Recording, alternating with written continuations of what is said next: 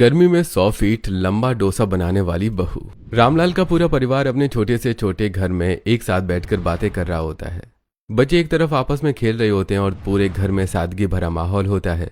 तभी राघव फॉर्मल कपड़ों में हाथों में अपनी डिग्रियां लिए हुए घर के अंदर आता है।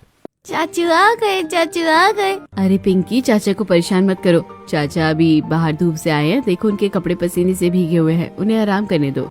भाभी, अब कोई परेशानी नहीं, अब वो दिन बीत गए, अब जिंदगी में कोई परेशानी नहीं आएगी। क्यों बेटा, ऐसा क्यों कह रहा है? क्या हो गया? तेरे मुंह में घी शक्कर, पर ऐसी बात क्या है जो तू इतना खुश है? माँ, जिस कंपनी में इंटरव्यू देने गया था ना, वहाँ मुझे सिलेक्ट कर लिया गया है। 20,000 रुपए सैलरी मिलेगी।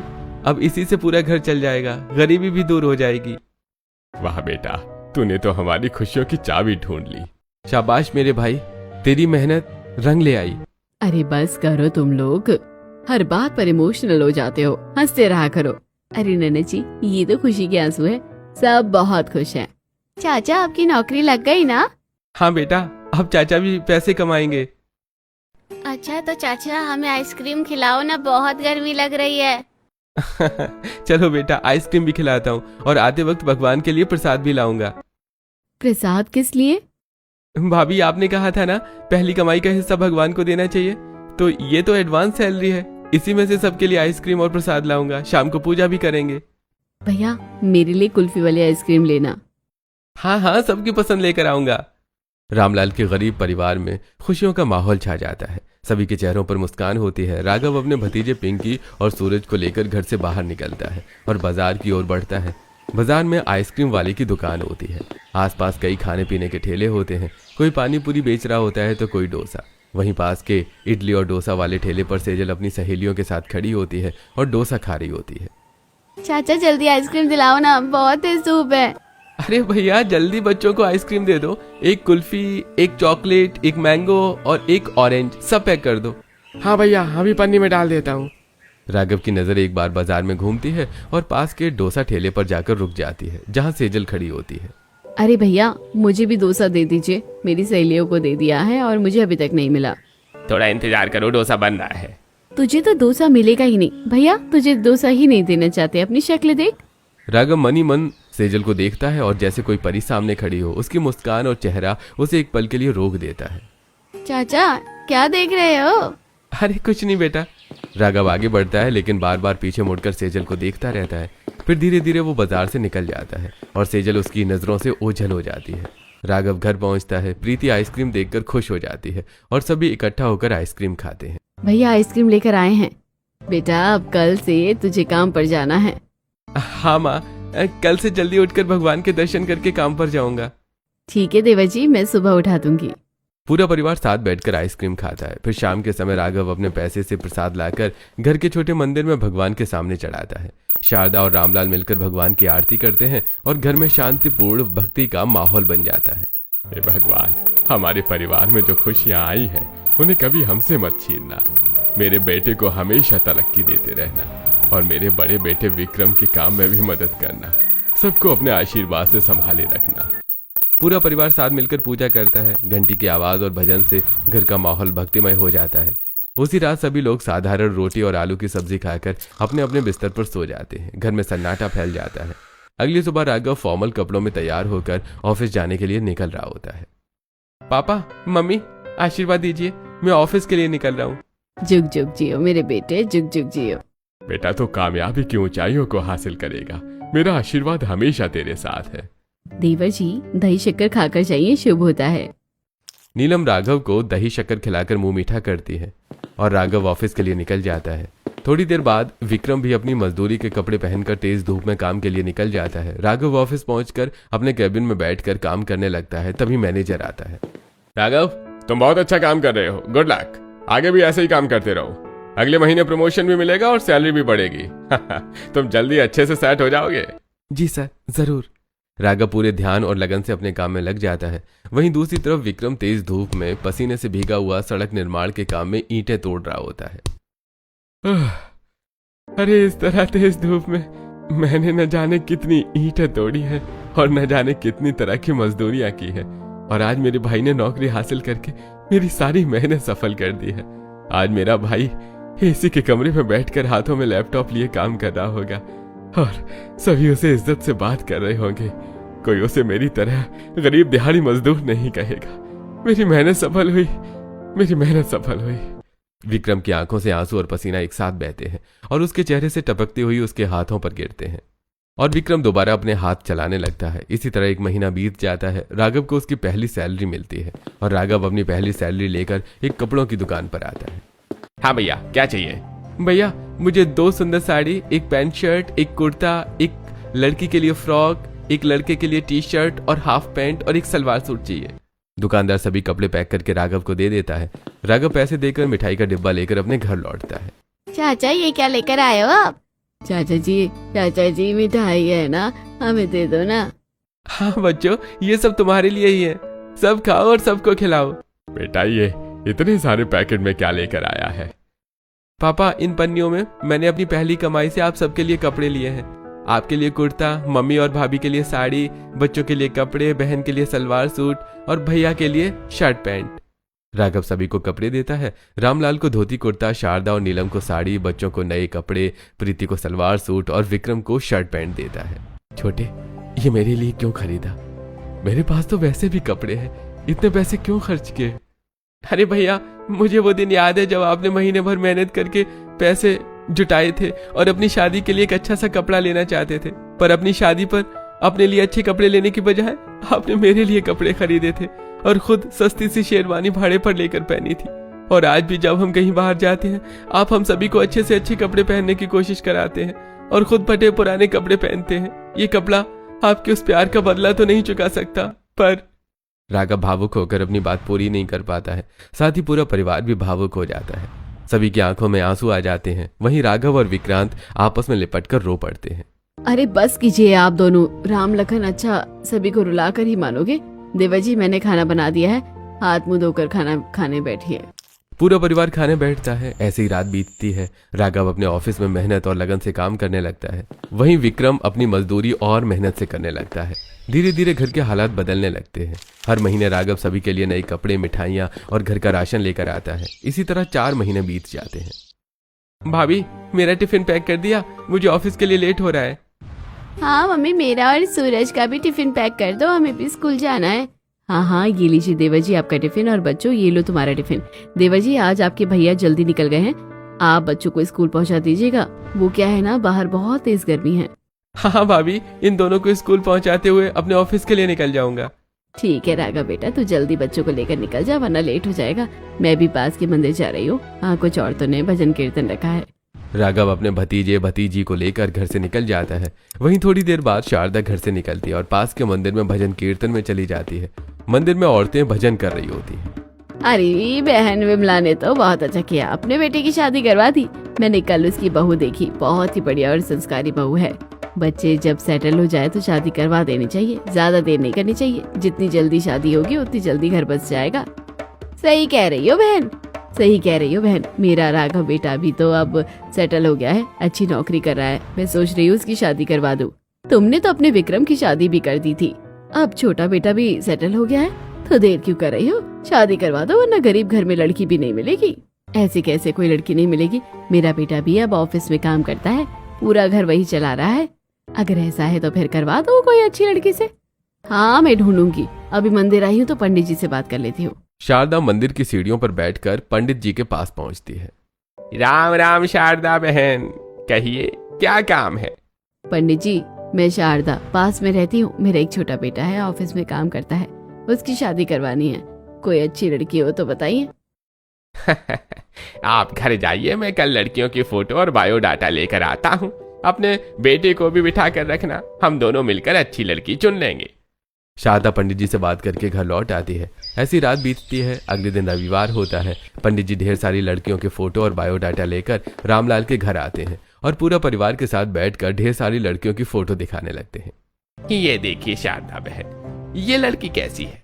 नहीं, ये लड़की नहीं, जरा मेरे बेटे का रंग देखिए और इसका रंग देखिए। अच्छा, तो ये देखिए, इसका रंग भी ठीक है और काठी भी अच्छी है। पंडित जी, ये फोटो में नाटी लग रही है और मेरे भैया के हिसाब से नहीं है। अच्छा, तो ये देखिए, ये पढ़ी लिखी भी है और पास के ही शहर में रहती है। हाँ, ये लड़की ठीक लग रही है। राघव बेटा, तुझे कैसी लग रही है? नहीं पापा, मुझे नहीं पसंद। राघव एक के बाद एक लड़कियों की तस्वीरें देखता है और परेशान हो जाता है। किसी भी लड़की को पसंद नहीं करता। अरे आपको कोई लड़की पसंद ही नहीं आ रही है? ये देखिए, आखिरी कुछ फोटो बचे हैं। तुझे कोई लड़की पसंद क्यों नहीं आ रही है? ये सारी लड़कियां तो अच्छी हैं। देवर जी, आखिर आपको कैसी लड़की चाहिए? राघव मनी मन सोचता है, मुझे तो डोसे वाली लड़की जैसी लड़की चाहिए। आज भी उसका चेहरा आंखों के सामने है। अरे राघव बेटा, इनमें से कोई लड़की पसंद कर ले। अब तो मेरी पोटलियों में लड़कियों की तस्वीरें खत्म हो गई हैं, ये देख। इतना कहकर पंडित जी अपनी पोटली पलटने लगते हैं। तभी पोटली से सेजल की फोटो निकलती है। अरे ये एक फोटो रह गई है, इसे भी देख लीजिए। अरे ये तो वही डोसे वाली लड़की है। इस लड़की का नाम सेजल है। ये पास में ही रहती है और अच्छी खासी पढ़ी लिखी है। काफी सुंदर है ये लड़की। ये लड़की कैसी लग रही है? अरे पंडित जी, पहले ही अपनी पोटली पलट कर ये फोटो निकाल लेते। बेकार में मेरा और अपना समय बर्बाद किया। यही लड़की तो मुझे पसंद है। हाँ भैया, ये लड़की कितनी अच्छी और सुंदर है। अगर ये हमारे घर की बहू बनेगी तो बहुत अच्छा होगा। आपकी जोड़ी बहुत अच्छी लगेगी। अरे मेरे भाई, हाँ बोल दे। अब इससे अच्छी लड़की मत ढूंढ। हाँ, मुझे इससे अच्छी लड़की चाहिए भी नहीं। मुझे यही लड़की चाहिए। मैं इसी से शादी करना चाहता हूँ। मैं तो ऐसी ही लड़की ढूंढ रहा था। वाह, 2 घंटे की मेहनत सफल हो गई। कोई तो लड़की पसंद आई। कल ही बात पक्की करवाता हूँ। आज ही सबको बता देता हूँ, कल आप लोग मिल लेना।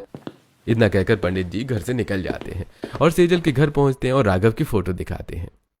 हाँ, लड़का तो अच्छा है, सुंदर है। काम क्या करता है? जी ऑफिस में काम करता है। अच्छी सैलरी है, छोटा परिवार है, सब हंसी खुशी रहते हैं।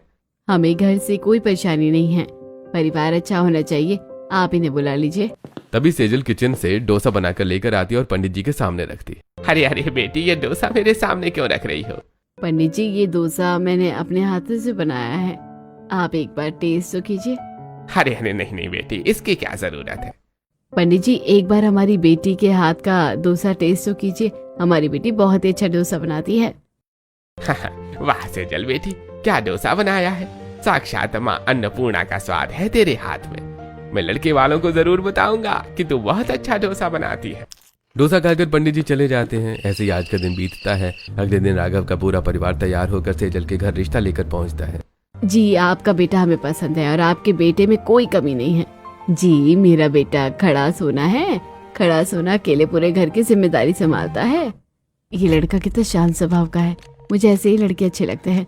अपनी पूरी परिवार की जिम्मेदारी संभालता है। ऐसा ही जीवन साथी चाहिए था, जो जिम्मेदार और दिखावा न करता हो।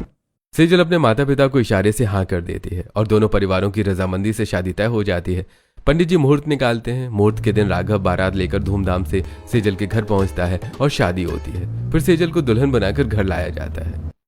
चाचू, आप कितने सुंदर चाची लेकर आए हैं। हमें हमारी चाची बहुत पसंद है। बच्चों, चाची को भी तुम दोनों बहुत पसंद हो। दाहिने पैर से कलश गिराकर गृह प्रवेश करो। सेजल दाहिने पैर से कलश गिराकर गृह प्रवेश करती है और घर में खुशियों का माहौल होता है। बहू, तुम राघव के कमरे में जाओ और आराम करो। कल तुम्हारी पहली रसोई की रस्म होगी। सेजल और राघव कमरे में जाते हैं और बात करते करते सो जाते हैं। रात बीतती है। अगले दिन सुबह सेजल अपनी पहली रसोई के लिए तैयार होती है। बहू, पंडित जी ने बताया था कि तुम बहुत अच्छा डोसा बनाती हो। आज हमारे लिए डोसा बनाओ। जी जरूर, मैं आप लोगों के लिए डोसा जरूर बनाऊंगी। इतना कहकर सेजल अपनी रसोई में जाती है और आलू उबालकर चावल का घोल बनाकर डोसा का मसाला तैयार करती है और डोसा बनाना शुरू कर देती है। थोड़ी देर में सेजल सभी के लिए गर्मा गर्म डोसा, चटनी और सांभर बनाकर सबको परोसती है। भाभी, ये डोसा कितना टेस्टी है। मुझे ये बहुत पसंद आया। चाची, आपका डोसा तो हमारा फेवरेट बन गया है। अब जब भी मन करेगा हम आपसे डोसा बनवा कर खाएंगे। हाँ चाची, हमें भी डोसा बहुत अच्छा लगा। बच्चों, जब भी तुम्हारा मन करे मुझे बोलना है तो मैं तुम्हारे लिए डोसा जरूर बनाऊंगी। सच में बहू, तुमने बहुत अच्छा डोसा बनाया है। ऐसे ही सेजल की पहली रसोई पूरी होती है। शाम को सेजल की मुंह दिखाई के लिए कुछ रिश्तेदार और पड़ोसने आती हैं। सेजल के मुंह दिखाई का कार्यक्रम पूरे घर में चल रहा होता है और घर के आंगन में कांति, शांति और शारदा एक साथ खड़ी होकर सेजल को देख रही होती हैं। वाह शारदा बहन, बहुएं तो बहुत सुंदर लेकर आई हो। सच में शारदा बहन, हमने तो सोचा ही नहीं था कि इतनी सुंदर बहू लेकर आओगी। अरे बस बस, हो गया मुंह दिखाई। अब मेरी बहू को नजर न लगा देना तुम लोग, मेरी प्यारी बहू को। इसी तरह सेजल का मुंह दिखाई पूरी होती है और कुछ दिन बीतते हैं। सेजल अपने ससुराल वालों के साथ घुलने मिलने लगती है। ऐसे एक दिन पूरा परिवार साथ बैठा होता है। तभी अरे, आज हम सब इतने खुश यहाँ बैठे हैं। ये सब मेरे छोटे भाई राघव की वजह से है। उसी ने पूरे परिवार को संभाल कर रखा है। उसी की वजह से पूरे घर में इतनी खुशियां हैं। भैया ऐसी बात नहीं है, आपने भी इस घर को बहुत सहारा दिया है। इसी तरह कुछ दिन बीतते हैं और घर का माहौल धीरे धीरे सामान्य जीवन में ढल जाता है और एक दिन राघव उदास घर लौटता है। क्या हुआ राघव बेटे, तू इतना मायूस क्यों है? देव जी, आप हमेशा मुस्कुराते रहते थे, आज आप इतना उदास क्यों है? नहीं, कुछ बात तो जरूर है। क्या कोई है बात तो हमें बताइए। मेरी नौकरी चली गई है। क्या नौकरी चली गई? पर कैसे, क्या हुआ? पापा, मैं काम तो बहुत लगन से करता था, पर शादी के वक्त काफी छुट्टियां लेने पड़ी। कंपनी को कुछ लोगों को निकालना था, उसी बहाने मुझे निकाल दिया गया। भाई तू चिंता मत कर, तेरे में काबिलियत है, कहीं ना कहीं नौकरी जरूर मिल जाएगी। इतनी मेहनत के बाद भी जब एक नौकरी मिली थी तो अब दूसरी नौकरी कहाँ से मिलेगी? ऐसा मत कहिए, हमारे राघव को नौकरी जरूर मिलेगी। पूरा परिवार राघव को सांत्वना देता है और सभी मिलकर उसे संभालते हैं और वही दिन गुजर जाता है। अगले दिन राघव अपनी डिग्रियां लेकर बड़े शहर के ऑफिसों में इंटरव्यू देने के लिए निकलता है। सॉरी मिस्टर राघव, आपके पास टैलेंट तो बहुत है, लेकिन हमारी कंपनी में अभी कोई वैकेंसी नहीं है। सर, पिछले 5 कंपनियों ने अभी यही कहा कि वैकेंसी नहीं है। मेरी काबिलियत के हिसाब से कोई भी जॉब दे दीजिए, मुझे नौकरी की सख्त जरूरत है। I am sorry mister Raghav, अगर कोई पोजीशन खाली होती तो मैं जरूर आपको हायर करता। अब आप जा सकते हैं। राघव उदास होकर घर लौट आता है और 1 महीने तक लगातार कोशिश करता रहता है, लेकिन कोई नौकरी नहीं मिलती और धीरे धीरे घर की परिस्थितियां फिर से बिगड़ने लगती हैं। इसी तरह कुछ दिन बीतते हैं और 1 महीने के अंदर घर की हालत और भी खराब हो जाती है। विक्रम की दिहाड़ी से मुश्किल से 2 वक्त का खाना पूरे परिवार को मिलता है और पूरा परिवार फिर से पुरानी स्थिति में लौट आता है। चाची, भूख लगी है, 2 दिन से कुछ नहीं खाया है। आपके हाथ के डोसे खाने का बहुत मन कर रहा है, डोसा बना दो। नहीं पिंकी, अभी डोसा नहीं बना सकती, सॉरी। डोसे कैसे बनेंगे, उसमें तो बहुत कुछ लगता है, हमारे पास तो इतना सामान भी नहीं है। दीदी, हम सरकारी चावल लेने ही जा रहे हैं, उसी से मैं डोसा बना दूंगी।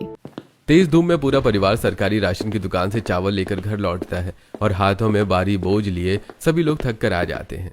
इन्हीं चावलों को पीस के छोटे छोटे डोसे बना देती हूँ, सभी थोड़ा थोड़ा खा लेंगे। सेजल चावल का घोल बनाती है और बहुत पतले छोटे डोसे सेंक कर पूरे परिवार को परोसती है। चाची, ये कितने छोटे छोटे डोसे बनाए हैं आपने, अगली बार बड़े डोसे बनाना। अभी ये खा लो बच्चों, अगली बार बड़ा डोसा जरूर खिलाऊंगी। बहू, बिना चटनी के डोसा बहुत अच्छा लग रहा है, तेरे हाथ में सच में स्वाद है। नहीं चाची, हम लोग 1 महीने से यही खा रहे हैं, कुछ और बना दो ना। क्या दिन आ गए हैं, हम अपने बच्चों का पेट भी ठीक से नहीं भर पा रहे हैं। आप लोग उदास क्यों रहे हैं, मैं फिर से डोसा बना देती हूँ। बच्चों को डोसे बहुत पसंद है ना, बहू बिना चटनी के डोसे। भाभी, आपसे डोसे तो बहुत टेस्टी होते हैं, पर बिना चटनी के कैसे लगेंगे? घर के पीछे वाले नारियल के पेड़ में मैंने एक नारियल देखा था, मैं उसे लेकर आती हूँ, उसकी चटनी बनाऊंगी। इतना कहकर सेजल घर से बाहर निकलती है और नारियल के पेड़ के पास पहुंचकर पत्थर मारकर एक नारियल तोड़ लेती है और घर की तरफ लौटने लगती है। तभी रास्ते में सेजल को शांति मिलती है, जो अपने घर के दरवाजे पर सब्जियों का थैला लिए खड़ी होती है। बेटी, इधर आ जरा। हाँ जी आंटी, आपने मुझे क्यों बुलाया? कहीं आप जा रही हैं क्या? हाँ बेटी, मैं गाँव जा रही हूँ गर्मियों की छुट्टियों में, और ये सब सब्जियाँ घर में खराब हो जाएंगी, तू रख ले। सेजल सब्जियां लेकर खुशी खुशी घर लौटती है और किचन में रख देती है। बहू, ये सब्जियां तुझे कहाँ से मिली? मम्मी जी, लगता है आज भगवान चाहता है कि मैं अच्छा डोसा बनाऊं, और हमारे पास चावल भी हैं, आलू भी है, चटनी के लिए नारियल भी, और अब सांबर के लिए कांति आंटी की दी सब्जियां भी। आज मैं सबके लिए अच्छा सा डोसा बनाऊंगी। इतना कहकर सेजल रसोई में आती है और 2 तवे जोड़कर एक बड़ा डोसा बनाती है और पूरे परिवार को चटनी और सांभर के साथ परोसती है। वाह बहू, बहुत अच्छा डोसा बनाया है तुमने, मेरा तो पेट भर गया। हाँ चाची, एक डोसे में ही पेट भर गया, मैं तो खा ही नहीं पा रहा था, लेकिन डोसा इतना टेस्टी था कि जबरदस्ती खा लिया। बहू, जब तुम इतना अच्छा डोसा बना लेती हो तो क्यों ना तुम इसे बेचो, मैं भी तुम्हारी मदद करूंगी, हमारे घर की स्थिति सुधर जाएगी। माँ जी, डोसा बेचने में पैसे भी लगेंगे और रिस्क भी है, इससे अच्छा तो मैं किसी साउथ इंडियन रेस्टोरेंट में नौकरी कर लेती हूँ। नहीं सेजल, मेरे होते हुए तुम क्यों नौकरी करोगी? मैं कहीं छोटी मोटी नौकरी कर लेता हूँ, घर का खर्च चल जाएगा। क्यों राघव, शादी के वक्त क्या सिर्फ तुमने मुझसे वादा किया था? मैंने भी तो तुमसे वादा नहीं किया था क्या कि हर परिस्थिति में मैं तुम्हारा साथ निभाऊंगी? सेजल राघव के साथ घर से निकलकर इस शहर के एक नए साउथ इंडियन रेस्टोरेंट में आती है। कौन हो तुम और यहाँ क्यों आए हो? जी, मैं तो बहुत अच्छा डोसा बनाती हूँ और आपके रेस्टोरेंट में डोसा बनाना चाहती हूँ, बदले में आप मुझे पैसे दे दीजिएगा। तुम पहले डोसा बनाओ, मैं तुमसे कितना डोसा बनवाऊंगा और कितने पैसे दूंगा ये तुम्हारा डोसा टेस्ट करने के बाद बताऊंगा। सेजल रेस्टोरेंट की किचन में आती है और आशुतोष के लिए डोसा बनाती है। डोसा बनाकर आशुतोष के पास लेकर आती है। वाह, क्या डोसा बनाया है। तुम आज से ही काम शुरू कर दो। तुम्हें रोज लगभग 100 डोसे बनाने होंगे। मैं तुम्हें 20,000 रुपए दूंगा। हाँ सर, मंजूर है। सेजल को नौकरी मिल जाती है और वो तुरंत काम शुरू कर देती है। हर दिन गर्मी और पसीने के बीच डोसे बनाती रहती है और धीरे धीरे ग्राहकों को उसके डोसे पसंद आने लगते हैं। अरे भैया, उसी दिन वाले डोसे चाहिए, वही डोसे मंगवाओ जल्दी। ग्राहकों की मांग बढ़ती देखकर रेस्टोरेंट का मालिक आशुतोष सेजल के पास आता है। सेजल, तुम्हारे डोसे ग्राहकों को बहुत पसंद आ रहे हैं। मैं इन्हें अपने रेस्टोरेंट का स्पेशल फूड बनाना चाहता हूँ। अब तुम 2 फुट के तवे पर डोसे बनाओगी। 2 फुट के डोसे, इतनी गर्मी में इतना बड़ा डोसा बनाना बहुत मुश्किल होगा। बस तुम्हें बनाना है। आशुतोष सेजल के लिए 2 फुट के बड़े तवे तैयार करवाता है और सेजल तेज गर्मी में मेहनत करके बड़े डोसे बनाने लगती है। मुश्किल तो है, लेकिन ग्राहकों को मेरे हाथ के डोसे पसंद है, उनके लिए मैं जरूर बनाऊंगी। कुछ दिन बीतते हैं और सेजल के 2 फुट के डोसे पूरे शहर में मशहूर हो जाते हैं। अब तुम 2 फुट के नहीं 5 फुट के डोसे बनाओगी। 5 फुट के डोसे? हाँ, बस काम शुरू करो। सेजल रेस्टोरेंट में 2 बड़े तवे जोड़कर 5 फुट के डोसे बनाने की तैयारी शुरू कर देती है। आज से यही काम करना, अच्छे डोसे बनाना, समझ गई? जी मालिक, सेजल अच्छे डोसे बनाएगी। सेजल तवे पर घोल फैलाकर डोसा सेकना शुरू करती है और डोसे की खुशबू धीरे धीरे पूरे रेस्टोरेंट में फैलने लगती है। ऐसे कुछ दिन बीतते हैं और एक दिन सेजल रेस्टोरेंट में तेजी से काम कर रही होती है। बाहर ग्राहकों की भीड़ लगी होती है और रसोई में गर्मी और भागदौड़ बढ़ी हुई होती है। अरे इतने धीरे धीरे क्यों काम कर रही हो? जल्दी हाथ चलाओ, बाहर देखो कितने ग्राहक बैठे हैं। हाँ मालिक, सेजल काम कर रही है। ये मसाला अभी तक रखा क्यों है? और तुमने अभी तक कितना डोसा बनाया है? ज्यादा नहीं, करीब 150। 150 डोसा कौन बनाता है? कम से कम 300 बनाओ। ग्राहकों की भीड़ नहीं दिख रही है क्या? सेजल लगातार गर्मी में डोसा बनाती रहती है और काम का दबाव बढ़ता जाता है। मालिक, मैं बहुत ज्यादा थक गई हूँ, मैं पानी पीकर आती हूँ। पानी पीने की कोई जरूरत नहीं है, पहले काम खत्म करो, जल्दी डोसा बनाओ। आशुतोष सेजल को पानी पीने भी नहीं देता और सेजल तेज गर्मी में लगातार डोसा बनाती रहती है। थकान के बावजूद सेजल अपना काम जारी रखती है। अभी से सारा दिन बीतते हैं और एक दिन रिजल्ट अचानक गर्मी में प्यास के रहने की वजह से बेहोश हो जाती है। ये क्या नाटक लगा रखा है? बेहोश होने के पैसे नहीं मिलते, काम करने के मिलते हैं। एक महिला ग्राहक बीच में से उठकर बोलती है और सेजल के पक्ष में खड़ी हो जाती है। अरे आप ऐसे कैसे बोल सकते हैं? वो तो लगातार काम कर रही थी, इस तरह किसी को भी क्यों डांट रहे हैं? आशुतोष मन में डर जाता है कि अगर ग्राहकों के सामने गलत बात हो गई तो रेस्टोरेंट की बदनामी हो जाएगी। अगर मैंने कुछ गलत कहा हो तो ग्राहक आना बंद कर देंगे, ये नहीं हो सकता। आशुतोष तुरंत सेजल पर पानी डालता है और उसे होश में लाने की कोशिश करता है। सेजल, मुझे माफ कर दो, मुझे माफ कर दो, मैंने गलती से ज्यादा बोल दिया। सेजल धीरे धीरे होश में आती है और उठकर बैठ जाती है। मुझे माफ कीजिए, मुझसे गलती हो गई है। कोई ग्राहक को कुछ मत कहना, रात में हिसाब करूंगा, अभी चुपचाप काम करो। सेजल डर के साथ फिर से काम में लग जाती है और धीरे धीरे दिन बीतने लगते हैं। एक रात सेजल अपने घर में थकी हुई बैठी होती है, तभी शारदा कमरे में आती है। आ गई बहू तू, कितनी थकी और पसीने से भीगी हुई लग रही है। हाँ माँ जी, रोज का यही हाल है। मैं भी तुम्हारी मदद करना चाहती हूँ, लेकिन मुझे डोसा बनाना नहीं आता। कोई बात नहीं माँ जी, ये तो हमारी जिम्मेदारी है, मैं संभाल लूंगी। अगर मैं घर ठीक से संभाल पाती तो सेजल को इतना काम नहीं करना पड़ता। कोई बात नहीं माँ जी, जिम्मेदारी तो हम दोनों की है, सब कुछ अकेले क्यों संभालना। इसी तरह कुछ दिन बीतते हैं और एक दिन सेजल रेस्टोरेंट में डोसा बना रही होती है, तभी कुछ ग्राहक, अरे मम्मी चलो ना, आज चाउमीन नहीं डोसा खाते हैं। अरे लेकिन देखो कितनी अच्छी खुशबू आ रही है डोसा की। डोसा ही खाते हैं? हाँ हाँ, मुझे तो डोसा खाना है, बहुत अच्छी खुशबू आ रही है। सेजल के हाथों से बने डोसे की खुशबू पूरे रेस्टोरेंट में फैल जाती है और ग्राहक अलग अलग तरह के डोसे ऑर्डर करने लगते हैं। अरे वाह, ये डोसा तो चाउमीन से भी ज्यादा टेस्टी और हेल्दी है। हाँ, इतना क्रंची और टेस्टी है कि पेट तो भर गया लेकिन मन नहीं भरा। सेजल के बनाए डोसे की तारीफ पूरे रेस्टोरेंट में होने लगती है और डोसे की डिमांड तेजी से बढ़ जाती है। रात होने पर आशुतोष सेजल को काम खत्म करने के बाद घर जाने को कहता है, लेकिन सेजल को एडवांस सैलरी नहीं देता। आज का काम खत्म, अब घर जाओ और कल समय पर आना। मालिक एडवांस दे दीजिए थोड़ा। यहाँ कोई एडवांस नहीं मिलता, काम करना है तो करो वरना मत करो। सेजल परेशान होकर घर लौट जाती है और अगले दिन फिर काम पर लौटती है। कुछ दिन बाद सेजल के डोसे और भी मशहूर हो जाते हैं और रेस्टोरेंट में ग्राहकों की भीड़ बढ़ने लगती है। अरे मेरे पेट में गड़बड़ हो रही है, क्या खाऊं? अरे क्यों ना डोसा खा ले, हल्का और टेस्टी भी रहेगा। लेकिन मुझे डोसा पसंद नहीं। ऐसे कैसे नहीं पसंद, ये डोसा तो फेमस हो रहा है। तीनों ग्राहक डोसा ऑर्डर करते हैं और खाते ही उनका मन बदल जाता है। पहले पसंद नहीं था, लेकिन आज तो 3-4 डोसे खा जाऊंगा। और ये सच में बहुत टेस्टी डोसा है। धीरे धीरे सेजल के डोसे की डिमांड और बढ़ती जाती है और आशुतोष इसे और बड़ा बनाने की सोचता है। अरे अगर ये चल रहा है तो बड़ा डोसा बनवाता हूँ।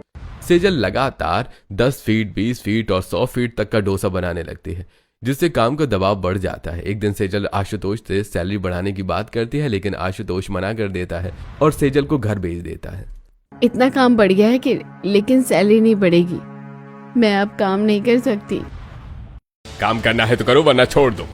सेजल गुस्से और दुख में रेस्टोरेंट छोड़कर घर लौट आती है और अगले दिन खुद का डोसा ठेला लगाने का फैसला करती है। अगले दिन सेजल अपने तवे पर डोसा बनाते हुए ठेले पर खड़ी होती है और पहला डोसा बनाना शुरू करती है। मैं सभी के लिए टेस्टी टेस्टी डोसा बनाऊंगी।